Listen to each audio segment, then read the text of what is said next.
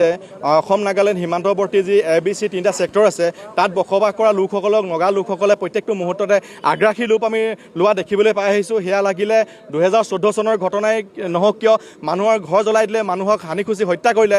তাৰপিছত অসমৰ প্ৰশাসনে অসম চৰকাৰে আজি কিছুদিনৰ আগতে উচ্ছেদ কাৰ্যসূচী ৰূপায়ণ কৰিলে। তাৰপিছত তাত এখন নাহৰ বাগান উদ্যান গঢ়িবলৈ অসম চৰকাৰে ব্যৱস্থা গ্ৰহণ কৰিছিল। তাত নগা লোকসকলে বাধা প্ৰদান কৰিলে। আজিৰ তাৰিখত যোৱা শুকুৰবাৰৰ পৰা নগা দুৰ্বৃত্তসকলে আহি পিনি অসমীয়া মানুহৰ ঘৰে ঘৰে গৈ চেঞ্চাছ আৰম্ভ কৰিলে, জৰীপ আৰম্ভ কৰিলে। তাৰপিছতো সৰুপথাৰ সমজিলা প্ৰশাসনে কোনো ধৰণৰ ব্যৱস্থা গ্ৰহণ নকৰিলে। সেয়া লাগিলে অসম চৰকাৰে হওক বা গোলাঘাট জিলা প্ৰশাসনে কোনো ধৰণৰ ব্যৱস্থা গ্ৰহণ নকৰিলে। আৰু যেতিয়া যোৱা বৃহস্পতিবাৰে অসমৰ সীমান্ত উন্নয়ন মন্ত্ৰীগৰাকী তালৈ আহিছিল, কেৱল আহি গাড়ীয়ে ঘূৰিলে আৰু তাৰপিছত গুচি গ'ল। তাৰ পিছৰ পৰাই নগা লোকসকলে আগ্ৰাসী ৰূপ লোৱা আমি দেখিবলৈ পালোঁ। নগা লোকসকলে জৰীপ কৰিলে, তাৰ পিছতো কোনো ধৰণৰ ব্যৱস্থা গ্ৰহণ নকৰিলে।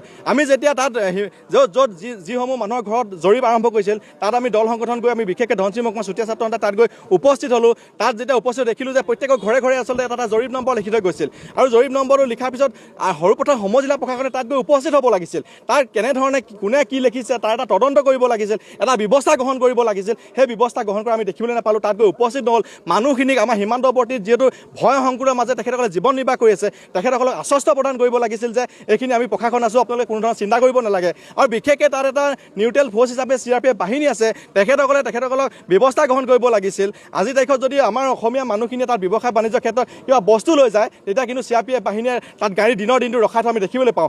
অসমীয়া মানুহৰ নগাই আহি জৰীপ কৰি গ'ল, কিন্তু CRPF বাহিনীয়ে শুই আছিলে নেকি, তেখেতসকলে দেখি নাপালে নেকি? এইখিনি কথাত আমাৰ প্ৰশ্ন উত্থাপন হৈছে। আৰু তাৰ কাৰণে এটা সমাধান বিচাৰিছোঁ। অসমীয়া মানুহৰ সীমান্তৱৰ্তী অঞ্চলত বসবাস কৰা মানুহখিনি জীৱনৰ প্ৰতি ভাবুকি আহিছে, মাটিৰ প্ৰতি ভাবুকি আহিছে। গতিকে তাৰ ক্ষেত্ৰত আমি ইয়াৰ সৰুপথাৰ সমজিলাৰ বিভিন্ন দল সংগঠনে দায়িত্বশীল দল সংগঠন হিচাপে আমি আজি বিক্ষোভ কাৰ্যসূচী সৰুপথাৰ সমজিলা আয়ুক্তৰ কাৰ্যালয়ৰ সন্মুখত আমি কাৰ্যসূচী ৰূপায়ণ কৰিলোঁ। আৰু আটাইকেইটা সংগঠন একত্ৰিত হৈ আমি এখন স্মাৰক পত্ৰ প্ৰদান কৰিছোঁ। আৰু তেখেতসকলক আমি প্ৰশ্ন উত্থাপন কৰিছোঁ যে এই বিষয়টো আমাক সমাধান কৰি দিব লাগিব।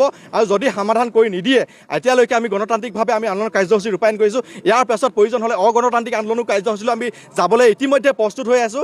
আৰু প্ৰয়োজন হ'লে নগালেণ্ডলৈ যোৱা প্ৰত্যেকখন যান বাহন, প্ৰত্যেকটো সামগ্ৰী, প্ৰত্যেকটো শাক পাচলি প্ৰয়োজন হ'লে আমি অৰ্থনৈতিক আন্দোলন গঢ়ি তুলিবৰ কাৰণে কিন্তু আমি বাধ্য হ'ম। এটা আচলতে ইতিমধ্যে মই আপোনালোকক অৱগত কৰিছোঁ যে সীমান্তত ইমান ধৰণৰ এটা অপ্ৰীতিকৰ পৰিস্থিতি ঘটি গ'ল, চেঞ্চাছ কৰি গ'ল। তাৰপিছত তাত গৈ উপস্থিত হ'ব লাগিছিল, তেখেতে কিন্তু উপস্থিত নহ'ল। আৰু এটা বিশেষকৈ এটা আচলতে আমাৰ দুৰ্ভাগ্যজনক বিষয়, আচলতে লাজৰ বিষয়, উৰিয়াম ঘাটৰ এটা আমাৰ দণ্ডাধীশ কাৰ্যালয় নিৰ্মাণ কৰিলে।